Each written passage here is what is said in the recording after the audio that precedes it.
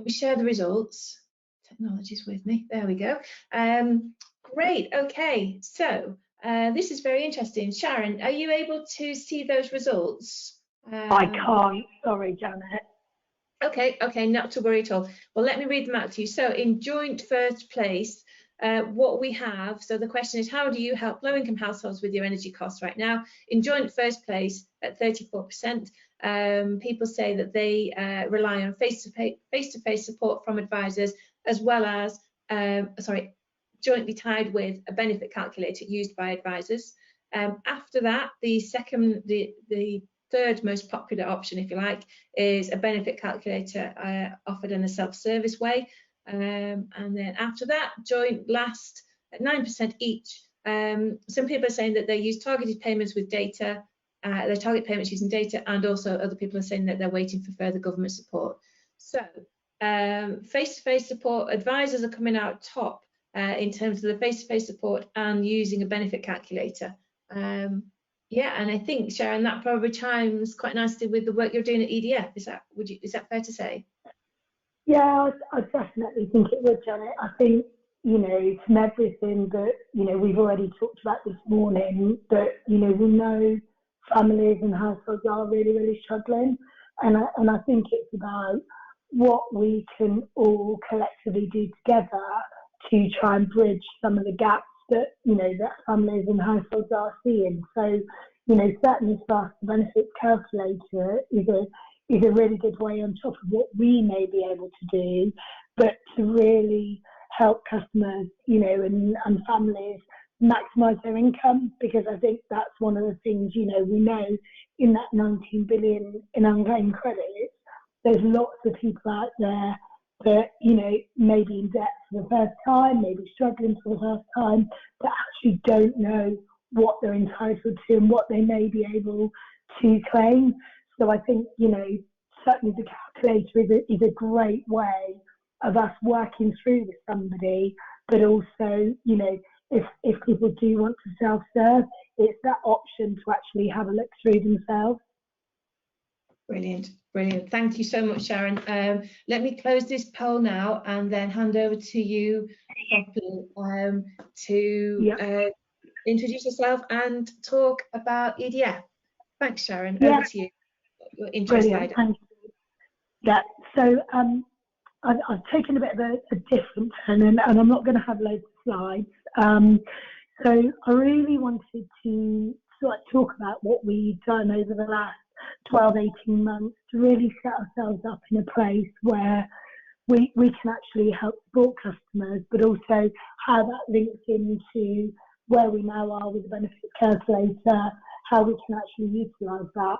So hopefully you can see the slide there that talks about our Care Plus. Sorry, fortunately I can't see it. So what we developed early on, when we recognised that there was the energy crisis, the cost of living crisis was around the corner, we thought about actually what can we do to really help and understand the situations household and families are actually in, thinking about them, what support we can actually provide for them. So we are a founding member of the vulnerability commitment within the industry that have been recognised for the work that we do already, but we wanted to take it further and be able to do more. So early in 2021 and then coming into 2022, we actually developed our Care Plus framework. Now this framework was very much around something that we could actually share with our advisors, share with the people that would be in contact with customers, but have this really clear framework about how we could really understand on an individual level what would be the right resolution and support that we could offer to a household. So we developed this framework, and then we spent a lot of time developing training, and actually we delivered just under 30,000 hours of training just around this framework on its own, to really make sure that everybody that was dealing with customers, whether it be through telephony, whether it be online, we could have this really robust conversation and actually make that person that, that was in contact with us really feel like we were listening to what they're saying. We were having really honest and brave conversations and trying to find that tailored support that was right for the individual based on their individual circumstances. So I'll work through how this framework works. So first off, we've got costs. So I think it's really, really important. And what we find and still find is that, a lot of people don't understand what they're using, how they use it, what that means in relation to, the price rises, but also, the impact of, for example, leaving a heater on for, 5 hours, or, the temperature of what they're setting. So the first part of our, interaction is really trying to understand what's being used, how they're using it. Actually, other ways that we can, some, simple energy saving tips that we can give them to help reduce that consumption. And what we have seen, with the energy price rises is that obviously some people are still doing what they were doing before, but the cost of that is a lot more, but there are some changes that they can make. So really it's about understanding that. It's thinking about, and this isn't so much at the moment, but it's thinking about, are they on the right tariff for them? And then also what else there is around, their actual usage and, ways to do it. So once we're in a place where we really understand what they're using, we can be really sure then about what their ongoing costs, potentially are, so that we can then think about leading into the next part of that framework is really understanding the affordability of that household and what they're doing. So it's really looking at ways to understand, what their income is, what they're doing, and trying to understand whether there is this gap between what they are actually using and what their income is in order to be, to make that affordable for them. So thinking about that, actually, we're not even talking about at this point if they've got any balance or, anything that's due to us. What we're really thinking about is, okay, how do we make them sustainable for their ongoing, if we can, so that they're not actually increasing any debt or building up any debt, because we know, that having a debt, having that, it is a burden for them. But also if they have any energy debt, it is likely that, they will have other commitments as well that are, more important to them than maybe, the energy side of it is. But obviously what we want to do is, we want to get them into a place so that they really understand what they're using, how they're using it, any changes they can make to that. And we know in some cases that's not possible, but also then about their affordability. Once we're in that place where we understand that, what it enables us then to do is actually then think about what could be the right resolution for the customer. Now, that is about, a number of different things that, we can actually do. And what we developed as part of this framework was very much about also having a tool alongside this that, our teams could refer to, for some hints and tips about what might be some of the best options in this place. In some cases, it's not possible for us to be able to, to actually come to a resolution at this point. So what we've actually got is we've got a handoff at this point. If a customer isn't able to afford their ongoing, we've got some additionally trained advisors to actually help with that and offer some different support in that case. But all of our, agents are actually able to have that conversation and actually then set up something that, is really, unique to that customer. It's affordable for them, and they can actually meet that, because actually, you don't want to be setting something up that, they're not going to be able to keep to, because it's just going to add to that pressure. So at that point, some of the resolutions that we've got available might be direct debits, might be orders, might actually just be paying by, cash check, because that's actually what they want to do. Excuse me. We also consider about whether a smart meter is an option. Now, not necessarily a smart PG meter, but what we do know is that, smart meters actually enable people to monitor their usage more, to understand what they're using, and see where things are being used, and actually then make savings that way. So that is another option. But like I said, at that point, it's really thinking about what works individually for that customer. What we've then got on the back of that is where customers aren't able to meet their ongoing, we actually have a number of different supports that we can put in place. So we have a number of trusted partners that we work with that can actually work alongside us and work alongside that customer to really think about actually what do we need to do to help them more. So, for example, getting money management advice, maximising income, looking at whether or not, that they're able to qualify for some eco, whether it be a new boiler, working alongside some companies that can come out and actually look at, energy efficiency savings that they can make for that, the loss inflation, all of those things that, we actually look at, and we work with a number of third parties. What we do know, and, what we have seen is that, because of everything that is happening, people and some of the support services are really, really stretched. And what we wanted to do was actually think about how we could help, support customers in being able to understand, whether they are actually claiming everything they're entitled to, whether there is more support out there for them. So, we were really delighted to, work and are, currently working with policy and practice around this benefits calculator, because like I said earlier on, we do know there are a lot of people that are struggling, that haven't struggled before, that actually don't know what they're entitled to.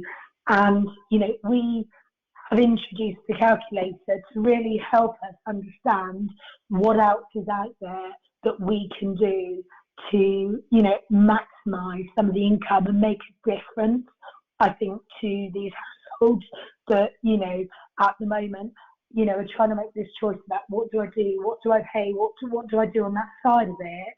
And actually, it's not about what, we want to do or say. It's about how do we work collaboratively? How do we demonstrate that real human side to us as a supplier, to say, look, we do recognise how difficult it is, but actually here's the things that we can actually do together to make that difference and to actually improve, some of their ways of life, and, actually create, some of that gap that they need to be able to have that respite, to then be able to think about, right, where do I take this moving forward? So, for us, it is really about how we can actually make that difference. And, as a supplier, it's difficult because we are limited as to some of the things that we can do. But, alongside, the benefits calculator, what we did last year is we committed to contacting 100,000 of our most vulnerable customers, offering support. That support, we actually did. It was around financial support. So in some cases, we were able to clear some of the balances that they had, for some of the customers that were struggling where they had, prepayment or PG meters, we were able to add discretionary credits to them, on top of, to keep them on supply. So there's lots of things that, in the packages and the support that we're using, our priority services register, what we know about vulnerability, working alongside different charities to really understand which customers are being affected. So using all of this to actually really try and help customers out of the situations they're in, to, make them sustainable and take one of those pieces that might be a burden or weight to them off of them. So, it's still evolving. So I think, for us, some of our advisors actually use the calculator directly with customers. We're looking about, some of the next phases, how we can use that within the field.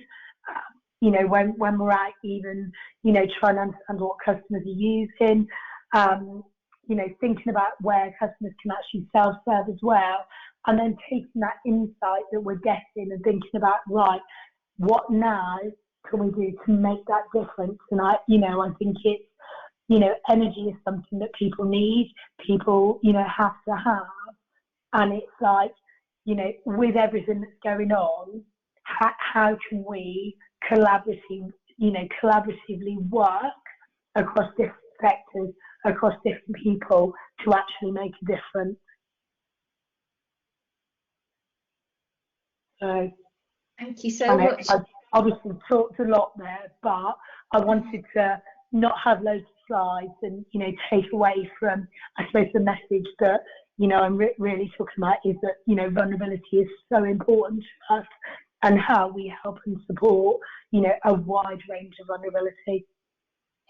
Brilliant. And you've stimulated lots of questions, Sharon, as well. So I think it might be quite prudent for me just to jump onto a couple of those questions because they're very directly relevant and you might want to expand on them in your bit here. So I have some questions, and they seem to be from around about partners, I suppose, loosely speaking, so third parties that you might work with. So one person from a citizens advice, a local citizens advice, says, we've not heard of your care policy yet. When has this been rolled out to your team? And then the other person, same person, says, what third parties do you work with relating to the extra help, as well as policy and practice, or then further organisations involved, please? So I think our care policy and framework was rolled out last year. So we have done some work directly with Citizens Advice and with the Extra Help Unit, who are one of our big stakeholders. So we have shared that with them, that we actually do that. So from a trusted partner perspective, so we work directly with Plymouth CAB, Income Max, Agility Code, but we also work with Scope, Macmillan. I'm just trying to think now off the top of my head, so some of the big ones, but we also do, we do some work with, like, we do referrals to Minds, Christians Against Poverty, so we try and do a wide range of support. Agility Co, is another one. So, we try and think about actually the best ways to support that wide range of vulnerabilities. We also have Caris, who directly manage our external support fund. So we have that there, that's available. So we do some work with Sharon in London. So there's lots of, different avenues that we can actually take. But again, it's also about some of what we do internally as well. So, some of our, like, Fresh Start, where we clear, some of the customers' balance, on an account, is really thinking about what's right for that individual. And I can't stress that enough, but, for us, it's thinking about, what is what we don't want to do is just, refer customers to different support. It's about thinking about what's going to be the best for them in their individual circumstances, that it's going to be right to actually help and support them. Brilliant. Thank you, Sharon. Somebody else here says the same. Thank you, Sharon. Do you have any examples of the support that you offer for vulnerable people? And there is a kind of a few questions around vulnerability. So perhaps people who are dependent on electrical medical equipment, maybe people who have terminal illnesses. Is it anything generally that you give in terms of the examples that you give for support to vulnerable people? So as part of the Priority Services Register, what we actually, there's a number of services, if you're part of that, that you automatically, you're able to do. So for example, we do large print, braille bills, accessibility, we've got Minicom, we've also got free gas safety checks for customers. We've got access, like I said, to Plymouth Cab, to Income Max, support fund, part of our priority services register. It's a free phone number that, you can actually contact us on, with regards to, vulnerability. So if you're part of the register and you have medically dependent equipment, and you provide consent, that automatically gets registered to the networks. So if for any reason there is an outage of supply, they're aware of it, and they can also support in that case. What we have done, and we have for a while, is we do recognise where we have high vulnerability. So where there is medically dependent equipment, we wouldn't do anything in relation to any unpaid bills. In that case, we would actually look at a specialist support partner that would actually work with us to try and understand what we can do. So there will be no automatic, we'd go out to the field if they haven't paid in the past and, fit a prepayment meter or payee. That's not, it's not something we've done for, considerable time. They are automatically, excluded from that. So, we look at those with those vulnerabilities, and we understand actually what different support that we can give them. So, if somebody is relying on oxygen, they are actually able to contact the oxygen provider and get support towards their energy bills. So it's things like that that we actually make sure they're aware of. And as I said, as part of being on our vulnerability or on our PSR register, some of our support packages that we did last winter, actually we look at some of those groups and we actually offer those support. So when I said we targeted, 100,000 customers, some of those customers that had medically dependent equipment would be part of that targeting to understand actually what support you need, and in some cases, like I said, we would have cleared some of their bills as well. But again, it's down to understanding that individual and what's right for that individual. Mm-hmm. Great. Another person, and I'll probably leave it at this last question and wrap the others up at the end of the Q&A because there's loads here. But just this other person says, does your extra help offer include help at a local or a national level? For example, if you identify that a client needs a new boiler, how would you facilitate this? Yeah, so everything we do is nationally. There's different things that can be done in Scotland because of the different regulations, in relation to that. But if we have somebody that, might need a new boiler, we would use Gill Eco. We would also look at whether they qualify for the Eco scheme to actually understand that. We can cover that nationally from that perspective. So, we definitely understand that, and we'd see what they're actually able to qualify for. Great, lovely. Thank you so much, Sharon. I think we'll leave it there for the questions right now because I want to bring in my colleague Ed and do his bit. But as I say, we've got loads of questions, so we will definitely be coming back to the rest of the questions after Ed.